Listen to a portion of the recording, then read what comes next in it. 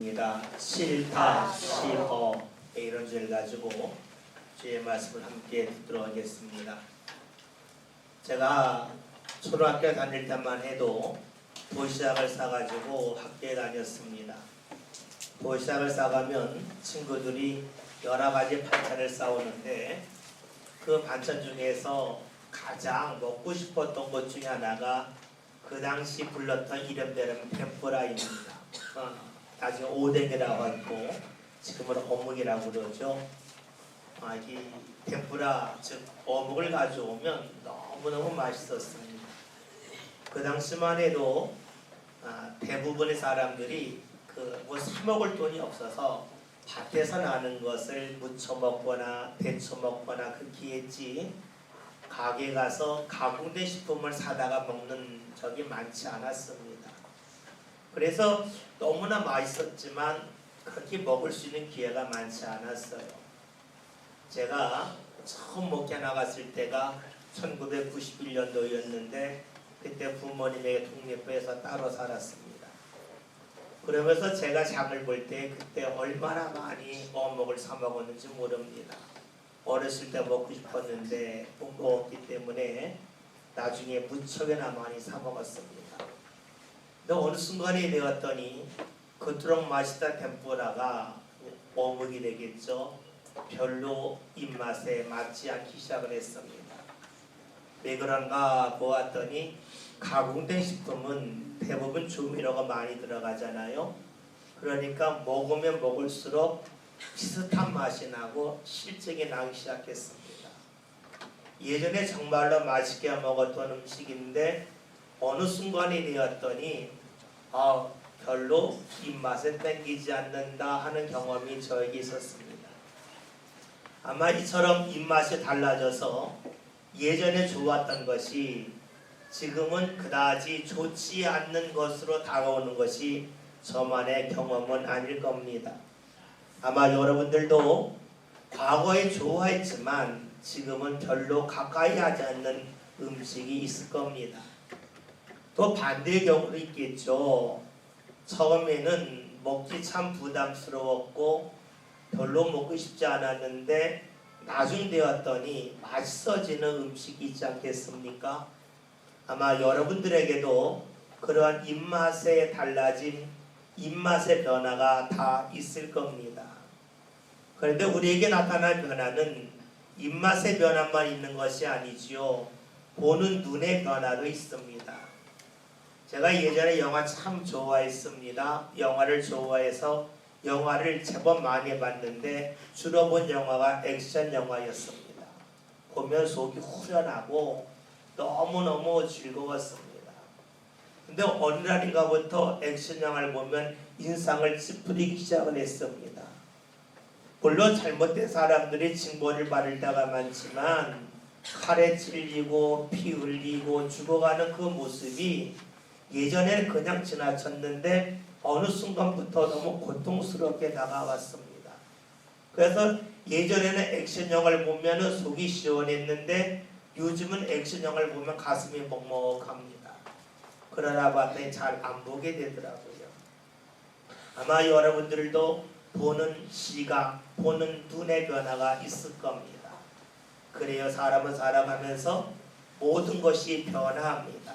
입맛이 달라지고 보는 것이 달라집니다. 느끼는 것이 달라집니다. 사람을 대할 때도 역시 그러하지 않겠어요?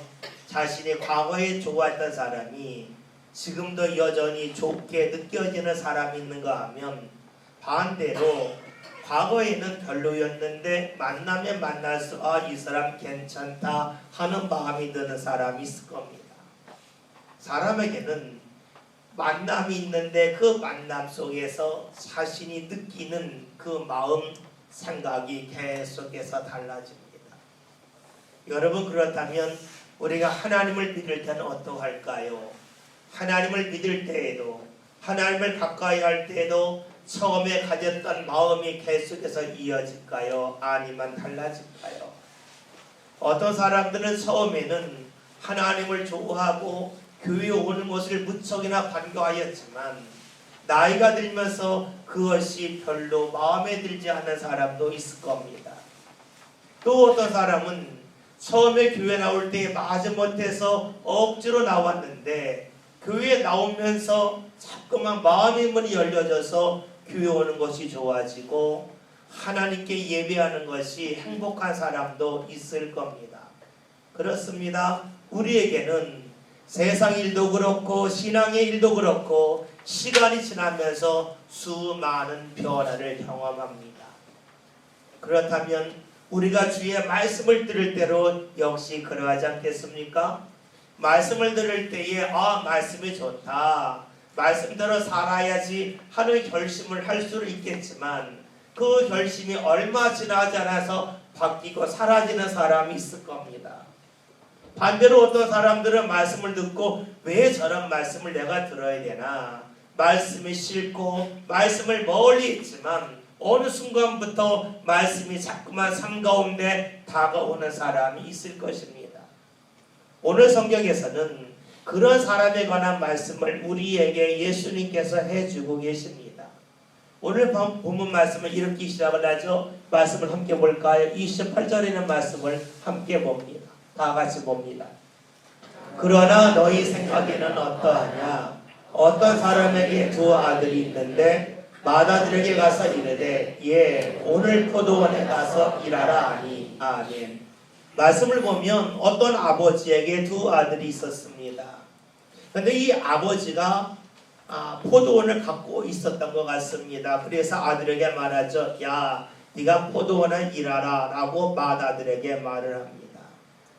우리는 말씀을 보면서 이런 생각을 할 수가 있습니다. 왜 아버지가 포도원에 갈 때에 같이 가자고 하지 않고 아들에게 혼자 가라고 했을까 하는 겁니다.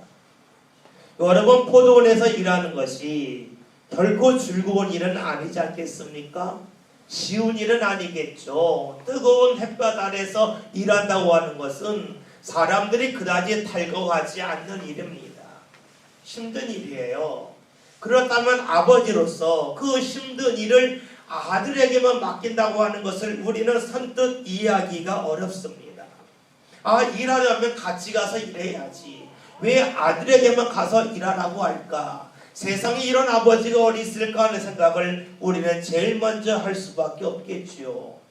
그런데 여러분, 아버지가 왜 아들에게 홀로 가서 일하게 했을까요? 이 아들이 어렸을까요? 이 아들이 어른으로 성장했을까요? 만약에 어린아이라면 그런 일을 맡기지 않았을 겁니다. 어린아이라면 포도원에서 일할 수 없기 때문에 그 일을 혼자 나갈 수 없겠죠. 당연히 이 아들은 성장한 아들일 것입니다. 체구가 몹시 컸을 겁니다. 나름대로 힘이 있었을 겁니다. 그러니까 홀로 가서 포도원에서 일하라고 말을 하겠죠. 또 하나 생각할 것이 있습니다. 이 아들이 포도원에서 일할 경험이 있을까 없을까 하는 겁니다. 즉, 포도 농사에 대해서 조금은 알까요? 전혀 모를까요? 만약에 아들이 포도 농사에서 전혀 모르는데 그 아들에게 가서 포도원에서 일하러 그러면 여러분, 그 포도원이 엉망이 되지 않겠습니까? 일할 줄 모르는 사람이 일을 하면 엉망이 되죠. 농사 짓지 못하는 사람이, 농사를 모르는 사람이 농사에 손을 대면 그 농사 짓는 곳은 다 황폐가 되고 말 겁니다. 마찬가지죠. 아버지가 아들에게 포도원에서 일하고 할 때는 두 가지 전제가 있을 겁니다. 첫째는 아들이 성인이다. 둘째는 무엇일까요? 이 아들에게 포도원에서 일하게 했던 적이 있다. 경험이 있다는 거죠. 그래서 아들을 보냅니다. 여러분, 아버지가 아들을 보낼 때는 어떤 마음일까요? 이 아들이 나보다 농사를 더 잘 짓는다 라는 마음으로 보낼 수도 있겠지만 아버지는 알 것입니다. 나는 언제가 죽는다. 죽으면 이 포도원은 내 거가 아니라 내 아들 것인데, 그러면 내가 농사를 도와주지 못하는데 아들이 농사 잘 지면 좋겠다, 그 마음이 있으니까 먼저 보낸 것 아니겠어요? 그래서 농사를 지음에 있어서 물론 어느 정도는 알겠지만 실수할 수도 있고 잘 모르는 것이 있겠죠. 그러면 나중에 와서 얘야, 이것을 이렇게 짓는 거야, 이것을 이렇게 하는 거야 알려주기 위함이겠죠. 만약에 포도원을 운영하면서 교일만 생각했다면 아버지가 가서 일을 하면서 아들에게 시켜야 돼요. 근데 아버지는 지금 교육을 생각하지 않아요. 이 포도원이 언젠가는 내 아들 될 것인데, 아들의 것이 될 터인데, 내 아들이 이 포도를 통해서 많은 결실을 맺는 그 준비를 내가 시켜야 되겠다. 그 마음이 아버지에게 있지 않겠어요? 언젠가는 포도원을 운영할 텐데, 포도원을 운영하면서 많은 결실 맺어서 우리 아들이 일 잘했으면 좋겠다, 부자가 되었으면 좋겠다, 이 마음이 아버지에게 있으니까 아들을 홀로 보내는 거예요. 한번 가서 해봐라. 실패할 수도 있고 실수할 수도 있지만 네가 한번 해봐라. 그 마음을 가지고 아버지가 아들을 포도원에 보냅니다. 이런 말을 아들이 어떻게 반응할까요? 오늘 말씀을 볼까요? 29절을 봅니다. 함께 봅니다. 대답하여 이르되 아버지 가겠나이다 하더니 가지 아니하고. 아멘. 아들이 가겠다고 말합니다. 아들은 아는 겁니다. 아버지가 나에게 포도원에 가서 홀로 일하라고 할 때에는 무언가 좋은 것이 있고 무언가 계획이 있으니까 아버지가 그렇게 말씀하신 것이지. 그 마음이 있어요. 예, 가겠습니다 라고 답을 합니다. 아버지를 알아요? 아버지의 마음을 알아요. 그러니까 아버지가 말씀하실 때에 그 말씀 속에 담겨져 있는 아버지의 계획을 어느 정도 알고 있어요. 그래서 예, 가겠습니다 라고 말합니다. 그런데 가다 보았더니 아들의 마음이 달라지는 겁니다. 아버지 말대로 가면 자신이 농사의 기술이 늘 것도 합니다. 그리고 앞으로 자신이 이 운영할 포도원을 더 잘 바꿀 수 있는 기회가 되면 합니다. 그러나 포도원에 가는 순간에 그의 마음속에 다른 생각이 들어오기 시작을 하죠. 더운데, 일하면 힘든데 꼭 지금 해야 되나, 다음에 하면 안 될까 하는 마음이 그에게 들어옵니다. 아버지의 말씀이 귀한 줄 알지만 그 말씀대로 막상 움직이려고 했더니 육체적인 어려움이 있는 겁니다. 더운데 힘든데 이거 꼭 지금 해야 되나, 다른 때면 안 될까 하는 마음이 이 아들에게 들기 시작했겠죠. 또 포도를 가다 보았더니 자신들의 친구들이 있는데 그 친구는 일하지 않고 놀러 갑니다. 이때 어떤 마음 들까요? 야, 나로 놀면 좋을 텐데 내가 꼭 지금 일해야 되나? 왜 우리 아버지는 다른 아버지처럼 놀러 보내지 않고 일하라고 보낼까? 그런 마음이 자연스럽게 들지 않았겠어요? 말을 들을 때에는 좋았어요. 그런데 아버지의 말씀대로 움직이려고 했더니 육체적인 어려움이 있습니다. 그리고 다른 사람들, 일하지 않는 사람에 대한 부러움이 듭니다. 그러니까 가다가 멈추고 맙니다. 가지 않고 말지요. 우리는 이 아들의 모습을 보면서 이 아들의 모습이 우리 주위에서 얼마나 자주 볼 수 있는 모습인지를 쉽게 알 수가 있지요. 여러분 그렇지 않습니까? 아버지가 자녀들에게 이야기합니다. 엄마가 자녀들에게 이야기합니다. 이야기할 때 자녀들은 알아요. 나를 위해서 말하는 것, 나를 사랑해서 말하는 거 압니다. 그러나 그 말대로 움직이기가 싫지요. 그래서 부모와 자녀들 사이에서 오고 갈 때 가장 많이 하는 말이 있죠. 부모는 이거 해라. 자녀는 늘 답하죠. 알아서 할게요 라고 말합니다. 어느 집이든지 똑같이 반복되는 말이 해라, 알아서 할게요 입니다. 뭡니까? 부모의 말이 옳은 줄 알지만 지금 하고 싶지 않다는 겁니다. 그거 꼭 해야 되겠냐 하는 마음이 들지요. 많은 부모들이 이런 이야기를 많이 합니다. 자녀들이 어렸을 때 말 잘 들었는데, 자녀들이 어렸을 때 교회 가자고 하면 좋아했는데 나에게 들으면 말 안 들어요. 교회 가자고 하면 싫어해요. 왜 그런지를 모르겠어요 라고 말하죠. 당연하지요. 어렸을 때 자기 생각이 없었는데 크면서 자기 생각이 들어오는 거예요. 자기 생각이 들어오다 보더니 자기 생각과 맞지 않으면 그것이 하기 싫어지는 겁니다. 여러분 그렇잖아요. 지금 아들이 아버지의 말을 들었어요. 포도원에 가라. 이해했습니다. 그러나 가다 보았더니 자신의 생각이 있어요. 더운데 힘든데 지금 꼭 해야 될까 하는 마음이 들지요. 다른 친구들은 놀러 가는데 나는 꼭 이거 해야 되나 하는 마음이 들지요. 그래서 말씀을 듣고 예했지만 가지 아니합니다. 말씀이 좋은 줄 압니다. 그러나 말씀대로 행하려 할 때에는 자신의 고개 끄덕였던 데에서 달라집니다. 고개를 가로 또 좌우로 짚고 말지 아니라는 것이래요.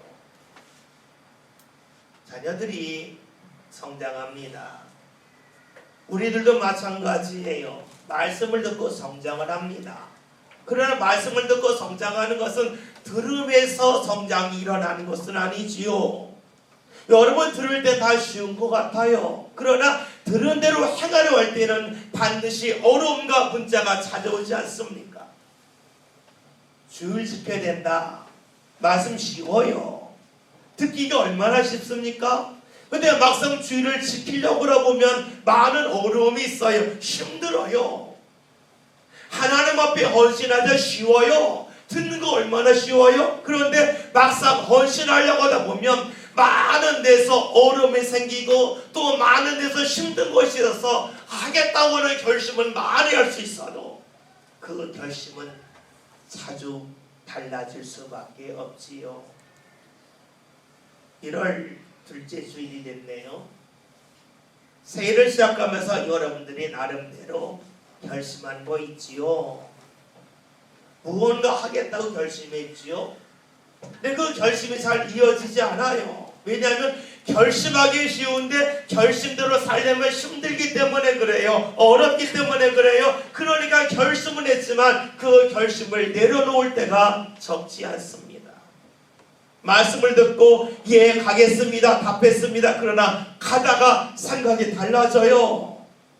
이것이 바로 둘째 아들의 모습이지요. 또 우리들에게서 쉽게 찾아볼 수 있는 모습이기도 합니다. 그러면 둘째 아들은 어떨까요? 오늘 말씀을 보니까 30절 봅니다. 다 같이 봅니다. 둘째 아들에게 가서 또 그와 같이 말하니 대답하여 이르되 실소이다 하였다가 그 후에 뉘우치고 갔으니 아멘. 둘째 아들은 답을 하는 겁니다. 싫다는 겁니다. 아버지가 가라고 했더니 그는 싫다고 말합니다. 왜 싫다고 말할까요? 아버지 방법대로 사는 것 원치 않는다는 겁니다.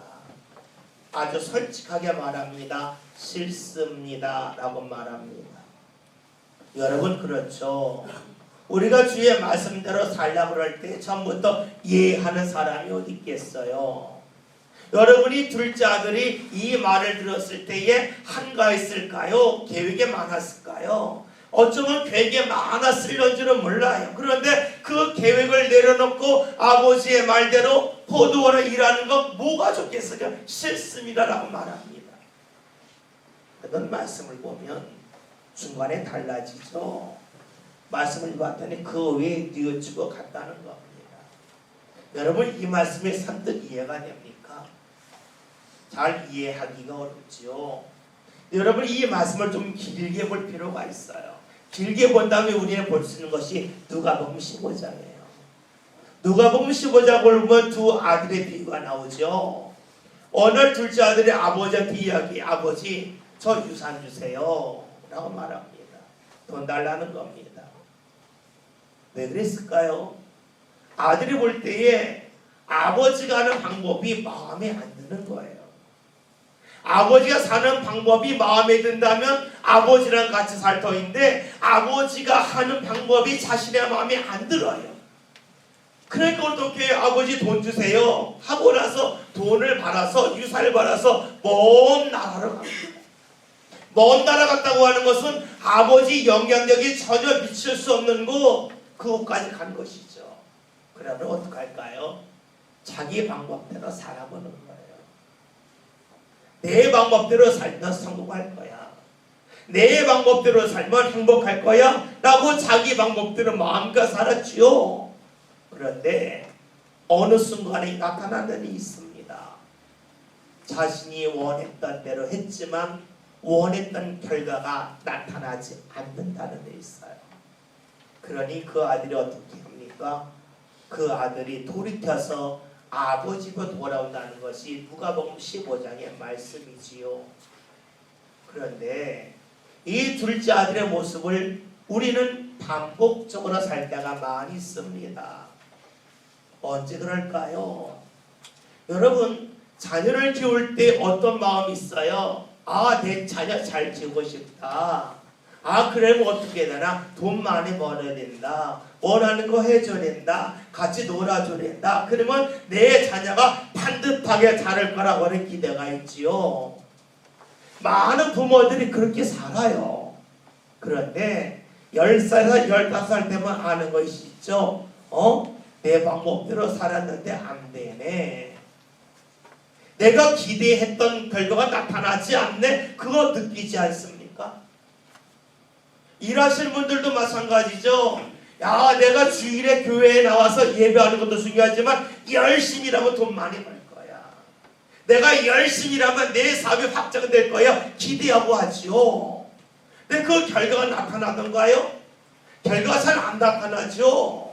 그런데 문제가 있어요. 결과가 잘 나타나지 아니할 때에 그럼에도 불구하고 자신의 방법을 계속해서 고수하는 사람이 있고 자신의 방법대로 살 때에 잘 안됨을 통하여 회개하고 뉘우치는 사람이 있더라는 것이에요. 오늘 말씀을 보면 둘째 아들이 실수를 하였다 그 위에 뉘우쳤어요. 왜 뉘우쳤을까요? 아버지 말이 싫었어요. 자기 방법대로 살고 싶었어요. 그런데 그렇게 살다 봤더니 안됨을 깨달으니까 뉘우치는 것이지요. 여러분, 교회 나와서 무엇을 원하십니까? 신앙이 성장하기를 원하시죠?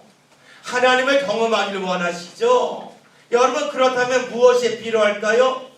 하나님의 말씀을 듣고 기도하는 일이 필요하죠. 근데 우리가 말씀을 듣긴 듣지만 말씀을 듣고 저 말씀 나하고 안 맞는데 듣지 않을 때가 있어요. 예배는 들었어요. 말씀은 들었어요. 그러나 자신의 방법을 고수할 때가 있어요. 중요한 거가 있죠. 그런데 믿음이 성장했냐는 거예요. 성장했으면 계속해서 그 방법대로 나가야 돼요. 그러나 많은 이들이 그렇게 살면서도 자신의 신앙의 변화와 성장이 나타나지 않아요. 그런대로 뉘우치지 않아요. 오늘 말씀을 보면 둘째 아들은 싫다고 그랬어요. 말씀이 싫다고 그랬어요. 아버지의 방법이 싫다고 그랬어요. 그러나 그가 뉘우쳐요. 왜 그랬을까요? 자신의 방법대로 사는 것이 옳지 않음을 깨닫기 때문에 그렇죠. 그는 싫었어요. 아버지의 말씀이 싫었어요. 아버지의 방법이 싫었어요. 그러나 자신의 방법대로 살면서 무언가 풀리지 아니함을 경험하면서 돌이키고 뉘우칩니다. 이제 예수님이 사람들에게 물어봅니다. 어떻게 물으실까요? 31절 함께 봅니다. 다 같이 봅니다. 그 둘 중에 누가 아버지의 뜻대로 하였느냐? 이르되 둘째 아들이니이다. 예수께서 그들에게 이르시되 내가 진실로 너희에게 이르노니 세리들과 창녀들이 너희보다 먼저 하나님의 나라에 들어가리라. 아멘.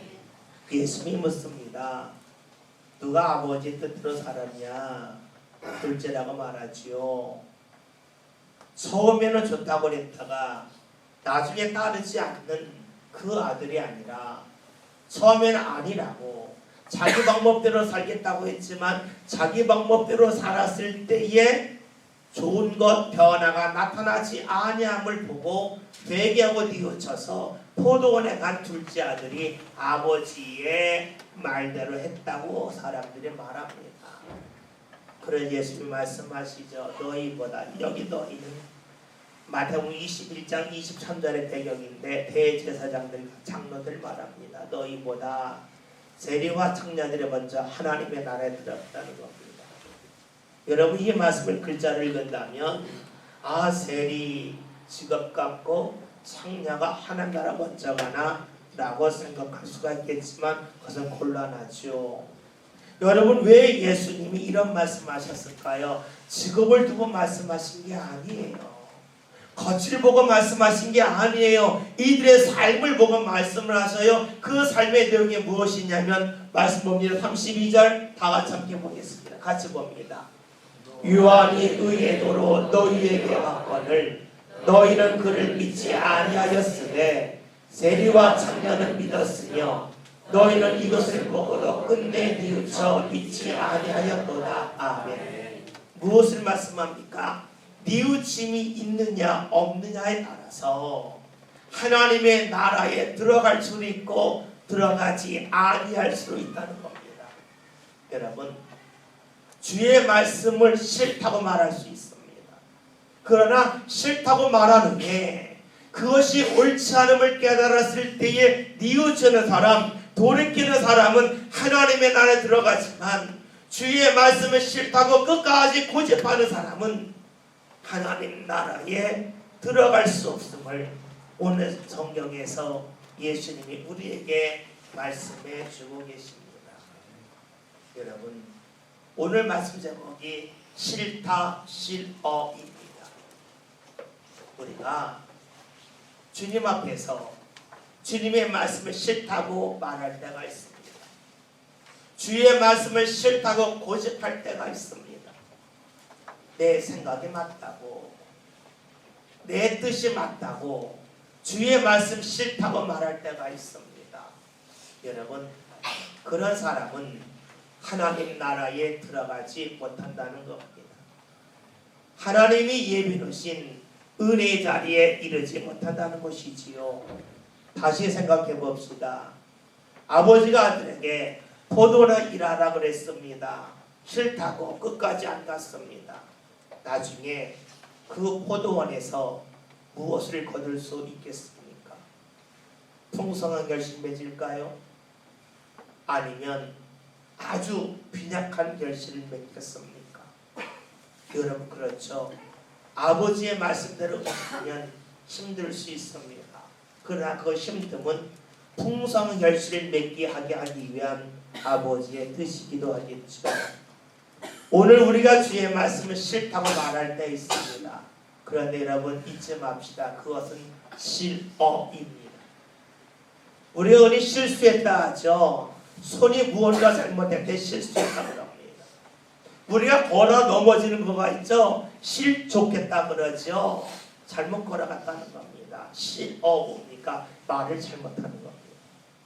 말을 잘못하면 그 말에 대한 책임이 우리에게 따릅니다. 장사하는 사람이 10,000원짜리 물건을 가지고 5,000원에 판다고 말했습니다. 5,000원에 팔아야죠. 5,000원 손해보는 겁니다. 말을 잘못하면 싫어하면 결국 그 사람은 손해를 볼 수밖에 없습니다. 우리 삶도 역시 그래요. 주의 말씀을 듣고 주의 말씀 싫어요. 싫다고 말하면 어떻게 될까요? 그건 실어입니다. 그것 때문에 우리 삶 가운데 임할 주의 은혜는 급속하게 줄어들고 말 것입니다. 저는 올 한해 우리 믿음의 성도들이 주의 말씀을 들었을 때에 다시 말하면 주님께서 포도원에 가서 일하라고 말할 때에 힘든데 더운데 꼭 가야 하나 싫어요. 싫다고 말하는 실어를 하지 않았으면 좋겠습니다. 때로는 힘들 수 있습니다. 때로는 어렵기도 하겠죠. 그러나 주님께서 말씀하실 때는 우리들로 하여금 풍성한 은혜의 결실을 맺게 하기 위하여 말씀하신다는 사실을 꼭 잊지 맙시다.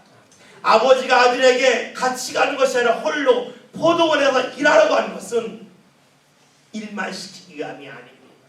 아들로 하여금 그 포도원에서 더욱더 많은 결실을 맺을 수 있는 그 날을 빨리 맞이하기 위해서 아들을 보내는 것이 되겠죠.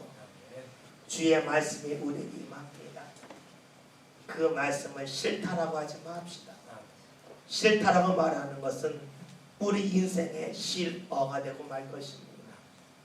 주의 말씀이 말 때에 여러분 그 말씀에 우리의 삶을 내어 맡깁시다.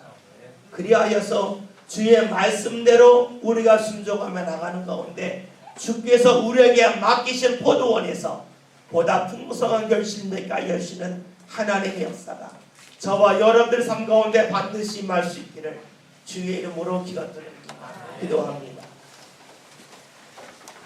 주의 말씀을 듣고 힘들고 어렵다고 해서 싫다고 멀리 한다면 그것은 우리 인생의 가장 큰 실어임을 잊지 않기를 원합니다. 주의 말씀을 듣고 힘들어도 따르며 순종하는 가운데 주께서 허락하시는 풍성한 삶의 포도원의 결실을 마음껏 맺을 수 있는 모든 성도들이 되게 하여 주옵소서. 예수님의 이름으로 기도하였습니다. 아멘.